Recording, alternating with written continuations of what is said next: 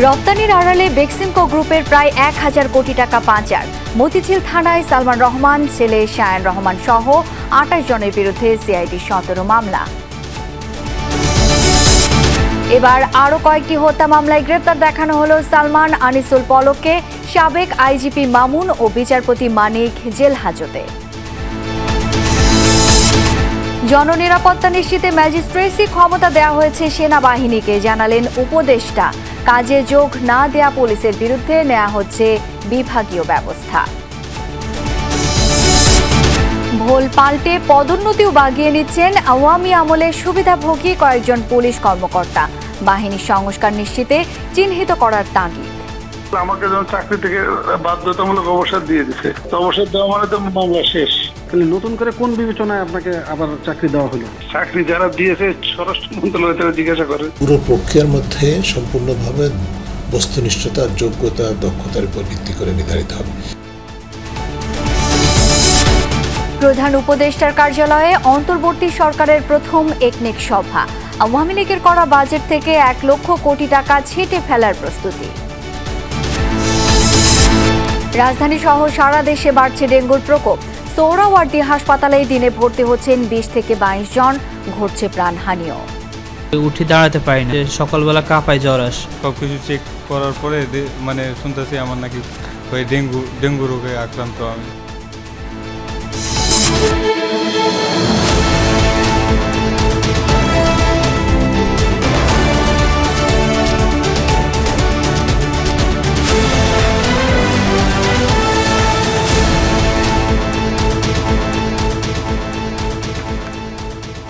আমন্ত্রণ দুপুরের বাংলাদেশে, আপনাদের সাথে আছি আমি শাওন দত্ত। এতক্ষণ শিরোনাম দেখছিলেন। দেশ থেকে $৮৩ মিলিয়ন বা প্রায় ১,০০০ কোটি টাকার অর্থ পাচারের অভিযোগে ক্ষমতাচ্যুত শেখ হাসিনার সরকারের বিনিয়োগ উপদেষ্টা সালমান এফ রহমানের বিরুদ্ধে মামলা করেছে সিআইডি। মতিঝিল থানায় এই বিষয়ে মোট ১৭টি মামলা হয়েছে। অভিযুক্ত আরও ২৭ জন। বাংলাদেশ থেকে পণ্য রপ্তানি করেছেন পিতা সালমান এফ রহমান। সেই পণ্য দুবাইয়ে বসে কিনেছেন পুত্রের প্রতিষ্ঠান। এই পণ্যের কাঁচামাল কিনতে রিজার্ভ থেকে ডলার ধার দিয়েছে বাংলাদেশ ব্যাংক। নির্ধারিত সময়ে সেই অর্থ দেশে আসেনি। এভাবে সংযুক্ত আরব আমিরাতের দুবাই সহ ৩টি দেশ থেকে ফেরত আসেনি প্রায় $৮৩ মিলিয়ন। রপ্তানির আড়ালে অর্থ পাচারের এই আয়োজন সম্পন্ন করেছে বেক্সিমকো গ্রুপের vice chairman Salman F Rahman এবং তার ছেলে শায়ান ফজলুর রহমানের দুবাই ভিত্তিক প্রতিষ্ঠান আর গ্লোবাল। সিআইডির তথ্য অনুযায়ী বেক্সিমকো গ্রুপের ১৭টি প্রতিষ্ঠানের নামে গত ১২ বছরে ৩টি দেশে পোশাক রপ্তানি দেখিয়ে এই টাকা পাচার করা হয়। সালমান রহমান বেশ কয়েকটি হত্যা মামলায় এখন কারাগারে রয়েছেন। দর্শক, এই বিষয়ের বিস্তারিত জেনে নিতে চাই। এই মুহূর্তে যোগ দিচ্ছেন সহকর্মী রিমন রহমান। রিমন, অর্থ পাচারের এই অভিনব পদ্ধতি সম্পর্কে মামলায় আর কি বলা হয়েছে বিস্তারিত জানতে চাই আপনার কাছ থেকে। এই মতিঝিল থানার সামনে রয়েছি এবং আমি কিছুক্ষণ আগেই মতিঝিল থানার যে অফিসার ইনচার্জ তার সঙ্গে কথা বলেছি। তিনি মামলার কিছুক্ষণ আগেই এখানে নথিভুক্ত হয়েছে বলে জানিয়েছেন এবং তিনি বলেছেন যে আসলে এখানে মোট ১৭টি মামলা হয়েছে এবং সেই মামলায় আসামি প্রতিটি মামলায় ৬ জন করে আসামি এবং সেখানে সেই মামলার ৪ জন করে অন্তত সব মামলায় আসামি হয়েছেন। সব মিলিয়ে ২৮ জনের মতো আসামি এখানে নাম অন্তর্ভুক্ত করা হয়েছে। পরবর্তী পদক্ষেপ তিনি বলেছেন আসলে সমন্বিত ভাবে কিন্তু এই মামলাগুলোর তদন্ত কাজ চলমান হবে এবং মতিঝিল থানা এখানে যুক্ত হবে। পাশাপাশি সিআইডি সহ অন্যান্য যে অনুসন্ধানী যে পুলিশের বা শৃঙ্খলা বাহিনীর যে দপ্তর রয়েছে, প্রতিষ্ঠান রয়েছে, সেই প্রতিষ্ঠানগুলো ধরে এখানে সেগুলো আরো যাচাই বাছাই এবং তদন্তপূর্বক এগুলি অগ্রগতি করবে এবং বিভিন্নভাবে যাদেরকে এখানে আইনের আওতায় নিয়ে আসা উচিত বা গ্রেপ্তার বা আটক করা উচিত তাদেরকে কিন্তু এখানে তারা নিয়ে আসবেন বলে জানিয়েছেন এবং বিশদ যে তদন্ত সেটি কিন্তু পরিচালনা করা হবে। পাশাপাশি যেটি বলে রাখা যায় সেটি হচ্ছে যে প্রধানমন্ত্রী সাবেক প্রধানমন্ত্রী শেখ হাসিনা বেসরকারি খাদ্য বিষয়ক উপদেষ্টা সালমান এফ রহমান তার প্রতিষ্ঠান বেক্সিমকো এবং বেক্সিমকো টেক্সটাইলের যে রপ্তানি, সেই রপ্তানির আড়ালে কিন্তু এই প্রচুর টাকা বিদেশে চলে গিয়েছে এবং সেই টাকাগুলো কিন্তু দেশে ফেরেনি। মামলা যে হয়েছে সে মামলায় কিন্তু সেই বিষয়গুলি কোন কোন প্রতিষ্ঠানগুলো কি পরিমাণ এখান থেকে অর্থ সরিয়েছে, অর্থাৎ রপ্তানি করেছে, কিন্তু সেই অর্থগুলো আসার কথা ছিল সেগুলো ফেরেনি।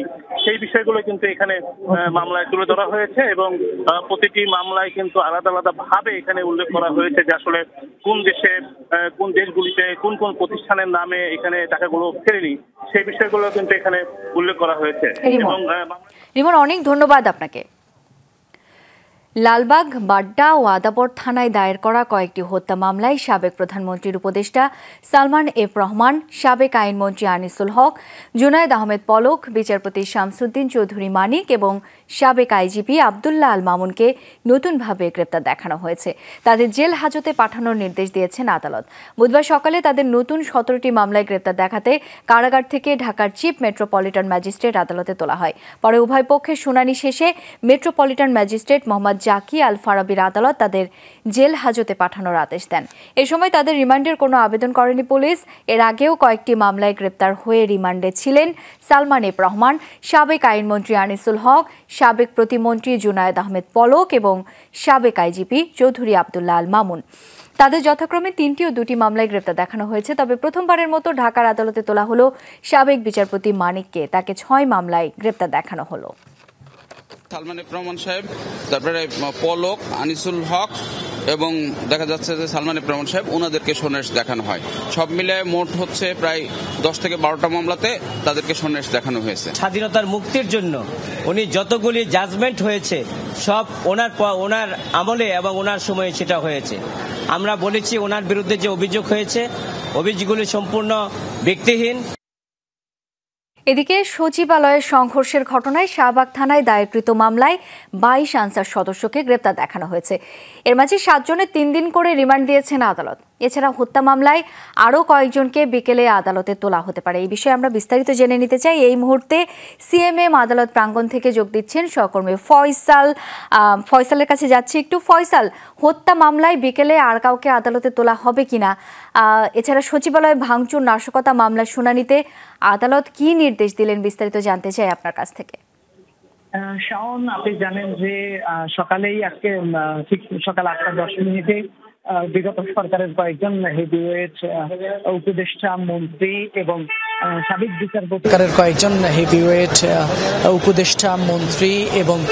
সাবেক বিচারপতি এবং পুলিশের মামলায় তাদেরকে নতুন করে আটক দেখানো হয়েছে এবং তাদেরকে জেলে পাঠানো হয়েছে। যদিও পুলিশের পক্ষ থেকে এদিন কোনো রিমান্ডের জন্য আবেদন করা হয়নি, যার কারণেই মূলত তাদেরকে জেল হাজতে প্রেরণ করে আদালত।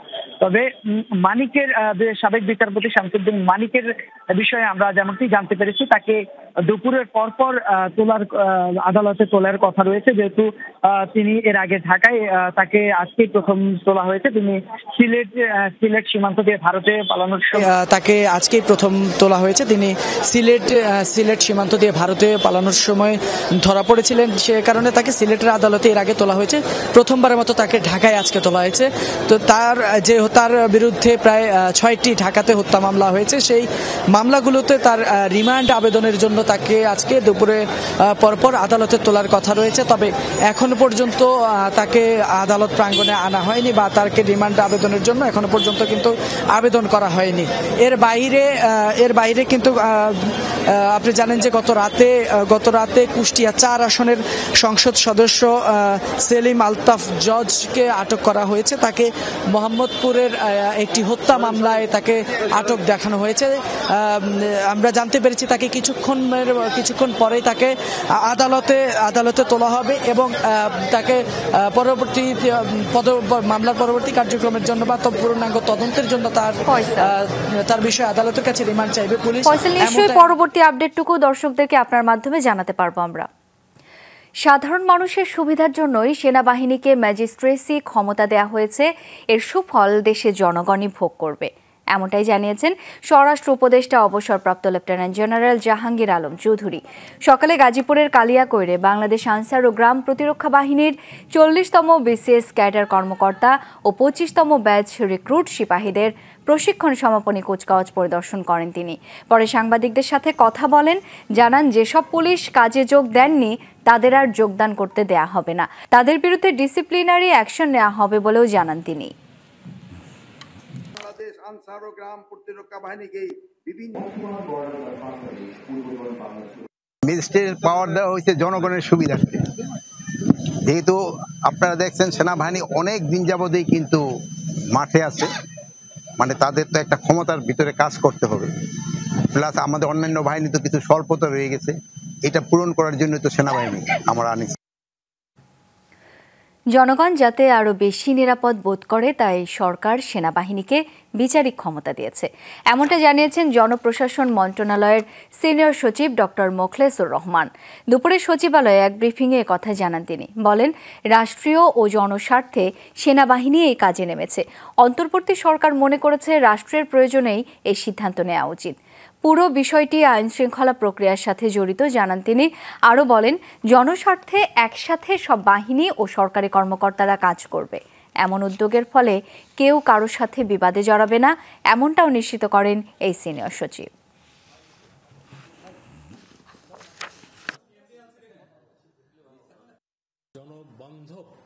পরিবেশে মানুষ চলাচল করতে পারে, সিকিউর ফিল করে, মানুষের মধ্যে যেন আস্থা থাকে, সব বাহিনী একসাথে একই আমব্রেলায় কাজ করছে, এই মেসেজটার জন্য এই ধরনের একটা ক্ষমতার আমরা কি বলবো যে আমাদের বিভিন্ন বাহিনী কাজ করে না, তো এটা আরেক বাহিনীকে বিধি মোতাবেকই তাদেরকে এই ক্ষমতা দেওয়া হয়েছে। আইন শৃঙ্খলা উন্নতির দিকেই যাচ্ছে, তবে দ্রুতই যাতে পরিস্থিতির উন্নতি হয় তাই সেনাবাহিনীকে ম্যাজিস্ট্রেসি ক্ষমতা দেওয়া হয়েছে, এমনটাই জানিয়েছেন তথ্য ও আইসিটি উপদেষ্টা নাহিদ ইসলাম। সচিবালয়ে বাংলাদেশ চলচ্চিত্র সেন্সর বোর্ড এবং জুরি বোর্ডের নবনির্বাচিত কমিটির সদস্যদের সাথে মতবিনিময় শেষে তিনি একথা জানান সাময়িকভাবে সেনাবাহিনীকে এই ক্ষমতা দেওয়া হয়েছে। এর মাঝেই পুলিশকে রিফর্ম কাজকে এগিয়ে নিয়ে যাওয়া হবে। নাহিদ ইসলাম জানান, এখন থেকে সেন্সর শব্দটি বাদ দিয়ে পুনর্গঠন করা হবে সার্টিফিকেশন বোর্ড। সিনেমা যাতে দ্রুত মুক্তি পায় সেই ব্যবস্থা করা হবে।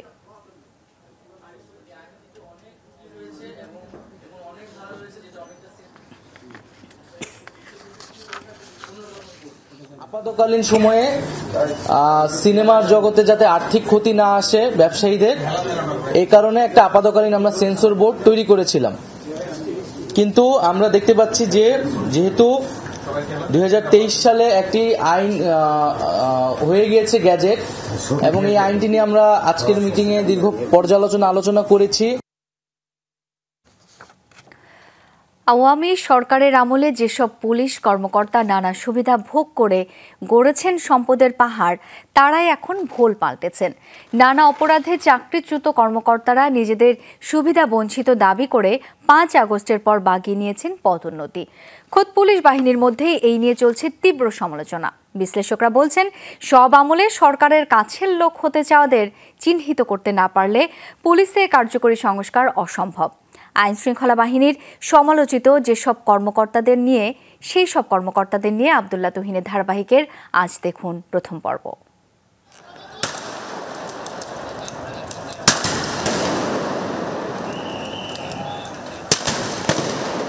বছরের পর বছর কাজ করেছেন শেখ হাসিনা সরকারের অন্যায় আদেশ বাস্তবায়নে। অত্যন্ত ঘনিষ্ঠ ছিলেন দানব হয়ে ওঠা পুলিশের শীর্ষ কর্মকর্তা বেনজিরের। তিনি 15 ব্যাচের সাবেক অতিরিক্ত ডিআইজি ব্যারিস্টার জিল্লুর রহমান, একই ব্যাচের সাবেক এসবি প্রধান মনিরুল ইসলামের ঘনিষ্ঠ বন্ধু।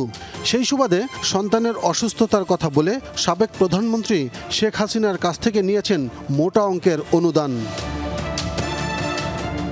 দিনের পর দিন কর্মস্থলে অনুপস্থিত থাকা ও অসুস্থতার কারণে গ্রামের বাড়িতে থাকার কথা বলে মাসের পর মাস বিদেশে অবস্থান করার বিষয়টি ধরা পড়ে বিভাগীয় তদন্তে। এছাড়াও ক্ষমতার অপব্যবহার, প্রতারণা সহ একের পর এক অপরাধের কারণে বরখাস্ত হয়েছিলেন 2021 সালে। 5 আগস্টের গণবিপ্লবে সরকার পতনের পর সেই কর্মকর্তাই এখন ভোল পাল্টে চলে এসেছেন সামনের সারিতে। বিএনপিপন্থী বঞ্চিত পুলিশ কর্মকর্তা পরিচয়ে রাষ্ট্রপতির নির্বাহী আদেশে চাকরিতে ফিরে প্রথমে পুলিশ সুপার এবং পরে ডিআইজি হিসেবে পদোন্নতি বাগিয়ে নেন। এমনকি বিএনপির এক শীর্ষ নেতার ঘনিষ্ঠ হওয়ায় ব্যারিস্টার জিল্লুর বদলি ও পদোন্নতি পেয়েছেন বলেও প্রচার চালাচ্ছেন। আমার নামে বিভাগীয় মামলা থাকলে আমাকে যেন চাকরি থেকে বাধ্যতামূলক অবসর দিয়ে দিছে। অবসর দেওয়া মানে তো মামলা শেষ। অনুপস্থিতির বিষয়টা যেটা প্রমাণিত হয়েছিল, আপনি বেতন ভাতা দিয়েছেন না বলে বিদেশে গিয়েছেন, এই ধরনের এগুলো কি সব কি ডিসমিস হয়ে গেছে? ওই কারণেই তো আমাকে চাকরি থেকে ডিসমিস করলো। তাহলে নতুন করে কোন বিবেচনায় আপনাকে আবার চাকরি দেওয়া হলো? সেটা চাকরি যারা দিয়েছে স্বরাষ্ট্র মন্ত্রণালয় তারা জিজ্ঞাসা করেন, স্বরাষ্ট্র সচিবকে জিজ্ঞাসা করেন। এমন আরেক কর্মকর্তার নাম গোলাম রসুল, পুলিশ স্টাফ কলেজের ডিআইজি। সবশেষ বঙ্গবন্ধু কর্নার নির্মাণ, বঙ্গবন্ধু বন্দনা, পুলিশ গবেষণা ও উন্নয়নে বঙ্গবন্ধু সেন্টারের প্রস্তাব তৈরি করেন নিজ উদ্যোগে। এমনকি ঊর্ধ্বতন কর্মকর্তাদের পাশ কাটিয়ে সরাসরি মন্ত্রণালয়ে প্রস্তাব পাঠিয়ে নিজেকে সরকারের একনিষ্ঠ প্রমাণে ছিলেন মরিয়া। অনুষ্ঠান তো একা করার সুযোগ নেই, অনুষ্ঠান তো এটা ঠিক না। মানে আপনার সিনিয়রদের পরামর্শ ছাড়াই, তাদের সাথে পরামর্শ না করে সরাসরি মন্ত্রণালয়ে দিয়ে আসতেন? না, এটা সুযোগ নেই। যদিও পুলিশ সদর দপ্তর বলছে, বিগত সরকারের আমলে যাদের বিরুদ্ধে দুর্নীতি, অনিয়ম ও অপকর্মের অভিযোগ রয়েছে, কোনোভাবেই তাদের প্রশ্রয় দেওয়া হবে না। আমাদের যে কোনো ল্যাপস যদি হয়, অস্বাভাবিক এবং হয়েছে, সেই ল্যাপসের ক্ষেত্রে একটা যে বিধান আছে, ফৌজদারি কার্যবিধি, সার্ভিস রুলস, সেগুলি আলোকে আমাদের অ্যাডমিনিস্ট্রেটিভ ব্যবস্থা এবং আইনি ব্যবস্থা এটি চলমান। ট্রান্সপারেন্সি ইন্টারন্যাশনাল বাংলাদেশ টিআইবির নির্বাহী পরিচালক ডক্টর ইফতেখারুজ্জামানের মতে বিষয়টি যথেষ্ট উদ্বেগের। নিয়োগ পদোন্নতি বদলে এই পুরো প্রক্রিয়ার মধ্যে সম্পূর্ণভাবে বস্তুনিষ্ঠতা, যোগ্যতা, দক্ষতার উপর ভিত্তি করে নির্ধারিত হবে। এখানে পরিচয়, কে কোন জেলা থেকে আসছে, কার কোন রাজনৈতিক আনুগত্য বা কার পরিবারের কোন ধরনের রাজনৈতিক সংশ্লিষ্টতা ছিল বা ছিল না, এই ধরনের বিবেচনায় যদি পুলিশের মতো প্রতিষ্ঠানে নিয়োগ হয়, তাহলে সেটা কিন্তু আমরা যেই সংস্কৃতি থেকে সরে এসে নতুন বাংলাদেশের কথা ভাবছি, প্রত্যাশা করছি, বা ছাত্র জনতা যে আলো দেখাচ্ছে, স্বপ্ন দেখাচ্ছে, সেখানে সেই স্বপ্ন পূরণ কিন্তু সম্পূর্ণভাবে দুলিশাত হবে। আব্দুল্লাহ তুহিন, যমুনা নিউজ, ঢাকা। সব সংস্কার অন্তর্বর্তীকালীন সরকার করবে না। নির্বাচিত সরকারকে বেশ কিছু সংস্কার করতে হবে বলে মনে করেন বিএনপির স্থায়ী কমিটির সদস্য নজরুল ইসলাম খান। দুপুরে ঢাকা রিপোর্টার্স ইউনিটিতে বিপ্লবী ওয়ার্কার্স পার্টির আলোচনা সভায় তিনি বলেন, নির্বাচিত সরকার কী ধরনের সংস্কার করবে তা নির্বাচনের আগেই দলগুলোকে জানাতে হবে। সক্রিয় বিরোধী দল, সাংবাদিক, সবার দায়বদ্ধতা থাকবে জনগণের কাছে।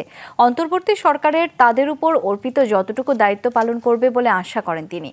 বিপ্লবী ওয়ার্কার্স পার্টির সাধারণ সম্পাদক সাইফুল হক জানান, সরকারের থেকে রাষ্ট্রীয় সুযোগ সুবিধা নিয়ে রাজনৈতিক দল বা প্ল্যাটফর্ম করার সুযোগ নেই, তাতে তারা নিরপেক্ষতা হারাবে। সব সংস্কারই কি একটা অন্তর্বর্তীকালীন সরকার করে দেবে? গণতান্ত্রিকভাবে নির্বাচিত জনগণের সরকারকেও অনেক কাজ করতে হবে, কিন্তু কি কাজ তারা করবেন এই প্রতিশ্রুতি তাদেরকে আগেই বলতে হবে। কোন কোন কাজগুলো আপনারা সীমিত সময়ের মধ্যে আপনারা শেষ করবেন, আর কোন কোন কাজগুলো বিরোধী রাজনৈতিক দলগুলোর সাথে আলাপ আলোচনা করে পরবর্তী নির্বাচিত জাতীয় সংসদ, নির্বাচিত জনপ্রতিনিধিরা সেই কাজগুলো করবেন, সেটাও আলাপ আলোচনা করে নির্ধারণ করা সম্ভব। রাজধানী সহ দেশ জুড়ে বাড়ছে ডেঙ্গুর প্রকোপ। শুধু ঢাকা নয়, এবার আক্রান্তের সংখ্যা বাড়ছে জেলা শহরগুলোতেও।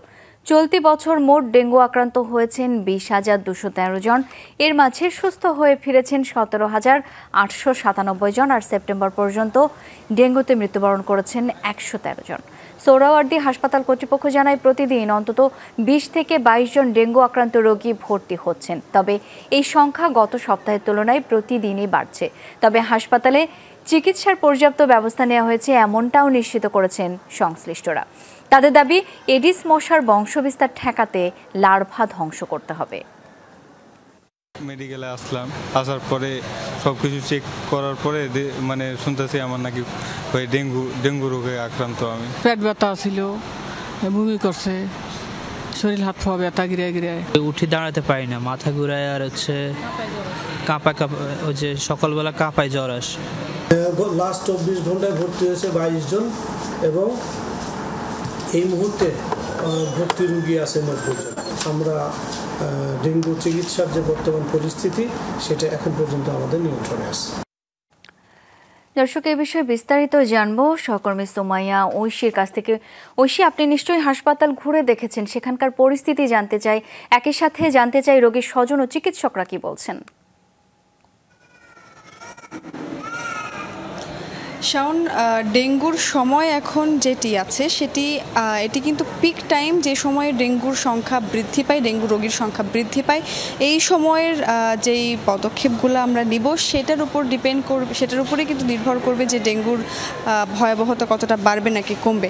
আজকে সকাল থেকে আমি যেটা দেখতে পেয়েছি সেটি হচ্ছে ডেঙ্গু রোগীর যেই সংখ্যা সেটি ক্রমশ বাড়ছে। আপনাকে যদি একটুখানি বলি যে গত 24 ঘন্টায় সোহরাওয়ার্দী হসপিটালে ভর্তি হয়েছে 22 জন রোগী। এখন সর্বমোট 90 জন রোগী এই হাসপাতালে ভর্তি রয়েছে এবং এই সংখ্যা প্রতিনিয়ত বাড়ছে। যারা চিকিৎসক আছেন তারা বলছেন যে বিশেষ করে গত মাসের থেকে এই মাসে হঠাৎ করে ডেঙ্গুর এই যে সংক্রমণ, ডেঙ্গুর প্রকোপটা বাড়ছে। অর্থাৎ এই সময়টাতে ডেঙ্গুর যেই এডিস মশার বংশবিস্তার বলি বা এডিস মশার রোগ ছড়ানোর যে প্রভাব বলি সেটি কিন্তু বাড়ছে এবং প্রতি বছরের মতো আমরা কিন্তু দেখি যে এই সময়টাতে আমরা যদি লার্ভা ধ্বংস করার যে কার্যকরী পদক্ষেপগুলো আছে সেগুলো ভালোভাবে নিতে পারি, সেক্ষেত্রে এই রোগের প্রাদুর্ভাব কমানোর বা কমিয়ে আনার একটা সম্ভাবনা তৈরি হয়। চিকিৎসকরা বলছেন যে এখন যে পরিস্থিতি তাতে করে ব্যক্তিগত সচেতনতাটা সবার আগে প্রয়োজন। বিশেষ করে রাতে ঘুমানোর আগে মশারি টাঙিয়ে শোয়ার যেই বাধ্যবাধকতা বা যেই প্রয়োজনীয়তা সেটি কিন্তু বারবার করে বলা হচ্ছে এবং বলা হচ্ছে যে একটু জ্বর হলেই যাতে চিকিৎসকের পরামর্শ নেওয়া হয়, বেশি দেরি হলে। তার মানে এই মুহূর্তে সচেতনতার কোনো বিকল্প নেই। অনেক ধন্যবাদ আপনাকে। প্রধান উপদেষ্টার কার্যালয়ে অনুষ্ঠিত হল অন্তর্বর্তীকালীন সরকারের প্রথম একনেক সভা। সভাপতিত্ব করেন প্রধান উপদেষ্টা ডক্টর মোহাম্মদ ইউনূস। আলোচনার স্থান পেয়েছে 5 প্রকল্প, ব্যয় ধরা হয়েছে 3,500 কোটি টাকা। এর মাঝে একটি প্রকল্পের মেয়াদ বৃদ্ধির জন্য উপস্থাপন করা হয়েছে। বিকালে এই বিষয়ে ব্রিফ করবেন পরিকল্পনা উপদেষ্টা ডক্টর ওয়াহিদ উদ্দিন মাহমুদ। নিয়ম অনুযায়ী একনেক সভা সবসময় পরিকল্পনা কমিশনের এনইসি সম্মেলন কক্ষে অনুষ্ঠিত হলেও এবার জায়গা বদলেছে। প্রথমবারের মতো প্রধান উপদেষ্টার কার্যালয়ে অনুষ্ঠিত হয়েছে এই সভা। তালিকায় থাকা প্রকল্পের মধ্যে 2টি জ্বালানি খাতের, একটি বাখরাবাদ মেঘনাঘাট হরিপুর গ্যাস সঞ্চালন পাইপলাইন নির্মাণ প্রকল্প, অন্যটি সুন্দরপুর শ্রীকাইল ও জামালপুরে কূপ উন্নয়ন ও খনন প্রকল্প। এর বাইরে নারীর ক্ষমতায়ন, পার্বত্য চট্টগ্রাম অঞ্চলে টেকসই সামাজিক সেবা এবং লাঙ্গলবন্ধ মহাষ্টমী পুণ্যস্নান উৎসবের অবকাঠামো উন্নয়ন প্রকল্প নিয়ে আলোচনা হবে একনেকে।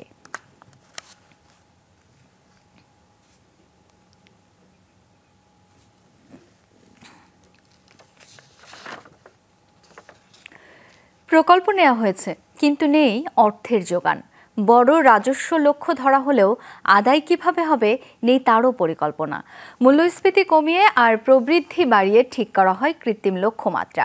নানা গোজামিল করে জাতির সামনে বাজেট দেয় শেখ হাসিনা সরকার।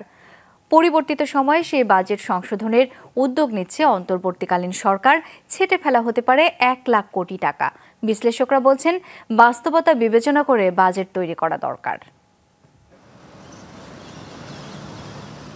ফাঁপা উন্নয়ন পরিকল্পনা আর মন ভোলানো প্রতিশ্রুতি দিয়ে সংসদে তুলে ধরা হয় চলতি অর্থ বছরের বাজেট, যেখানে অগ্রাহ্য করা হয় আর্থিক খাতের প্রচণ্ড চাপ। অর্থবছর শুরুর পর থেকেই তৈরি হয় টানাপোড়েন, চাপে পড়ে সরকার, থমকে যায় বাজেট বাস্তবায়নের কার্যক্রম, বাড়তে থাকে ঋণের অঙ্ক। তাই পরিবর্তিত সময়ে বাজেট সংশোধনের উদ্যোগ নিয়েছে অন্তর্বর্তীকালীন সরকার। কাজ শুরু করে দিয়েছে অর্থ বিভাগ। চলতি বাজেটে রাজস্ব লক্ষ্য ধরা হয় 5,41,000 কোটি টাকা। আগের অর্থ বছরের চেয়ে 7.36 বেশি। এনবিআর ঘাড়ে চাপিয়ে দেওয়া হয়েছে বড় লক্ষ্য। অভিযোগ আছে নানা সুপারিশে বড় বড় প্রতিষ্ঠানের কর ছাড় দিয়ে রেখেছে আগের সরকার। পরিবর্তিত সময়ে রাজস্ব লক্ষ্য যৌক্তিক পর্যায়ে নিয়ে আসা হবে। রাজস্ব বাজেটে কিন্তু প্রচুর পরিমাণ অপচয় আছে। এই অপচয়টাকে কমিয়ে আনলে কিন্তু আমাদের রাজস্ব বাজেটটা অনেক বেশি মনে হয় উৎপাদনশীল হবে। এখন পুরো জায়গাতে যেমন একটা অস্থিরতা চলছে, তেমনি করে এই রাজস্ব কাঠামোতেও বা সে সমস্ত যে লোকবল রয়েছে তারাও কিন্তু আগের মতো করে এখন আর সেই রাজস্ব আদায় করতে পারছেন না। তো ব্যবসায়ীরা সহযোগিতা করছে না, কারণ ব্যবসায়ীদের কিন্তু অনেক ক্ষতি হয়ে গেছে এই সময়টাতে। বার্ষিক উন্নয়ন কর্মসূচি বা এডিপি নিয়েও উঠেছে প্রশ্ন। চলতি বাজেটে জোরতালে দিয়ে তুলে ধরা হয় উন্নয়ন কাজের ফিরিস্তি, অর্থ বরাদ্দ না দিয়েই হাতে নেওয়া হয় প্রকল্প। অর্থের যোগান না থাকলেও জনগণের সামনে তুলে ধরা হয় উচ্চাভিলাষী উন্নয়ন পরিকল্পনা। রাজনৈতিক ফায়দা নিতেই দীর্ঘ হয় তালিকা। শতাধিকের বেশি, অনেক বেশি প্রকল্প ছিল যেগুলোতে কিন্তু প্রকল্প আছে কিন্তু তাকে কোনো অ্যালোকেশন নাই। আবার অনেক প্রকল্প আছে যেগুলো রাজনৈতিক কারণে নেওয়া হয়েছে। উন্নয়ন প্রকল্পগুলো নিয়ে এখন অ্যাসেসমেন্ট চলছে এবং দেখা যাচ্ছে তারা খতিয়ে দেখছেন অনিয়ম কতটুকু হয়েছে বা অতিরিক্ত খরচ হয়েছে কিনা, সেই মূল্যায়নগুলো করা হচ্ছে। এই অবস্থায় উন্নয়ন সহযোগীরা সেই অর্থে হয়তো নতুন কোনো প্রকল্পে নাও দিতে পারেন। দীর্ঘ সময় ধরে চলমান আছে উচ্চ মূল্যস্ফীতি, প্রবৃদ্ধির হারেও সুখবর নেই। কিন্তু চলতি বছরে এই দুই সূচকে স্বস্তি ফিরবে বলে বাজেটে লক্ষ্য ঠিক করেন সাবেক অর্থমন্ত্রী। তথ্যপত্র নয়-ছয় করে জনগণকে বিভ্রান্ত করা হয় দিনের পর দিন। বিগত সরকারের বিশেষ করে একটা উদ্দেশ্য ছিল যে মূল্যস্ফীতি কম করে দেখিয়ে আপনার প্রবৃদ্ধিটাকে অনেক বেশি কৃত্রিমভাবে অনেক ক্ষেত্রে এটাকে উচ্চতর দেখিয়ে একটা ভাবা নেওয়ার একটা পরিকল্পনা, যে না আমরা দেশটাকে খুবই দ্রুততার সঙ্গে আমরা আমাদের লক্ষ্যমাত্রায় নিয়ে যাচ্ছি। আর তথ্য উপাত্তগুলোর বিশ্বাসযোগ্যতা অর্জন করতে হবে। 2024-25 অর্থ বছরের বাজেটের আকার 7,97,000 কোটি টাকা। সব মিলিয়ে এই বাজেট থেকে 1 লাখ কোটি টাকা কাটছাট করার চিন্তা করছে অর্থ বিভাগ। রিমন রহমান, যমুনা নিউজ, ঢাকা। যান্ত্রিক ত্রুটির কারণে সাময়িকভাবে বন্ধ আগারগাঁও থেকে মতিঝিল রুটের মেট্রো রেল চলাচল। তবে উত্তর থেকে আগারগাঁও পর্যন্ত চলছে মেট্রো রেল। কর্তৃপক্ষ জানায়, যান্ত্রিক ত্রুটির কারণে সকাল 9:30টার পর আগারগাঁও থেকে মতিঝিল অংশের মেট্রো চলাচল বন্ধ হয়ে যায়। দ্রুত তা সমাধানের চেষ্টা চলছে বলে জানায় তারা। যাত্রীরা জানান, মেট্রো চলাচলের এক পর্যায়ে হঠাৎ করে সেটি বন্ধ হয়ে যায়। এরপর সাউন্ড সিস্টেম থেকে যাত্রীদের নেমে যাবার অনুরোধ করা হয়। এ সময় মেট্রো যাত্রীরা দ্রুত নেমে গণপরিবহনে করে গন্তব্যের উদ্দেশ্যে রওনা দেন। এতে বেশ ভোগান্তিতে পড়েন যাত্রীরা। গাজীপুরের সব শিল্প কারখানায় পুরো দমে কাজ চলছে। তবে আশুলিয়া শিল্পাঞ্চলের আজও বন্ধ 25টি কারখানা। সকাল থেকে পোশাক কারখানাগুলোতে উৎপাদন কার্যক্রম চলছে, যোগ দিয়েছেন শ্রমিকরা। অন্যদিকে আশুলিয়ার অনির্দিষ্টকালের জন্য বন্ধ আছে 20টি গার্মেন্টস। আরও 5টি কারখানায় সাধারণ ছুটি ঘোষণা করা হয়েছে। বকেয়া বেতন ভাতা এবং আশুলিয়ার ইউসুফ মার্কেট এলাকার জেনারেশন নেক্সট কারখানা খুলে দেওয়ার দাবিতে পলাশবাড়ি এলাকার পার্ল গার্মেন্টসের সামনে অবস্থান নেন শ্রমিকরা। মামলা প্রত্যাহারের দাবিতে লুসাকা গ্রুপে কর্মবিরতি পালন করা হচ্ছে। পরিস্থিতি নিয়ন্ত্রণে রাখতে সংশ্লিষ্ট এলাকায় কাজ করছে পুলিশ ও সেনা সদস্যরা। ফ্যাক্টরিতে বেতন বকেয়া থাকার কারণে, গত মাসের বেতন বকেয়া থাকার কারণে, যেমন জেনারেশন নেক্সট, আমরা তাদের মালিকের সাথেও কথা বলছি যেন দ্রুততম সময়ের মধ্যে শ্রমিকদের বেতন ভাতাগুলো পরিশোধ করে দেয়। সমবায় ব্যাংক যে উদ্দেশ্যে তৈরি করা হয়েছিল তা সফল হয়েছে কিনা এ নিয়ে সন্দেহ প্রকাশ করেছেন স্থানীয় সরকার, পল্লী উন্নয়ন ও সমবায় উপদেষ্টা AF হাসান আরিফ। সকালে ডিপ্লোমা ইঞ্জিনিয়ার্স ইনস্টিটিউশনে ছিল সমবায় ব্যাংকের 47তম বার্ষিক সাধারণ সভা। সেখানে তিনি সমবায় ব্যাংকের নানা অনিয়ম, দুর্নীতির কথা তুলে ধরেন। বলেন, গ্রামীণ ব্যাংকের মতো সমবায় ব্যাংকেও আন্তর্জাতিক পর্যায়ে নিয়ে যেতে হবে, সেইভাবে কাজ করার নির্দেশনা দেন তিনি। আওয়ামী লীগ সরকারের সময় সমবায় ব্যাংক থেকে প্রায় 12,500 ভরি স্বর্ণ লোপাটের তথ্য তুলে ধরেন অতিরিক্ত উপপরিচালক। বিগত সরকারের সমর্থনকারী, চাটুকার এবং দুর্নীতির সাথে জড়িতদের সমবায় ব্যাংক থেকে বিদায়ের দাবি তোলেন তিনি। একই সাথে শত স্বচ্ছ ব্যক্তিদের অন্তর্ভুক্তির দাবি জানান মহাপরিচালক।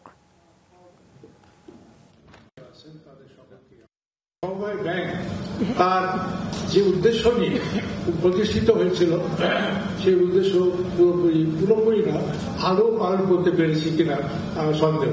সুতরাং আপনাদের সকলকে অনুরোধ থাকছে যে আপনারা নতুন উদ্যমে, নতুন প্রেরণা নিয়ে এই ব্যাংকটাকে বাংলাদেশের সেরা ব্যাংকে পরিচালিত করেন। হবিগঞ্জে বেড়েছে গ্রাম্য দাঙ্গা ও সংঘর্ষ।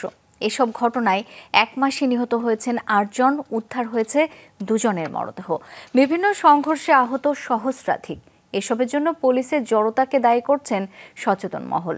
আর পুলিশ বলছে, সচেতনতা বৃদ্ধির মাধ্যমে দাঙ্গা নিয়ন্ত্রণে কাজ শুরু করেছেন তারা।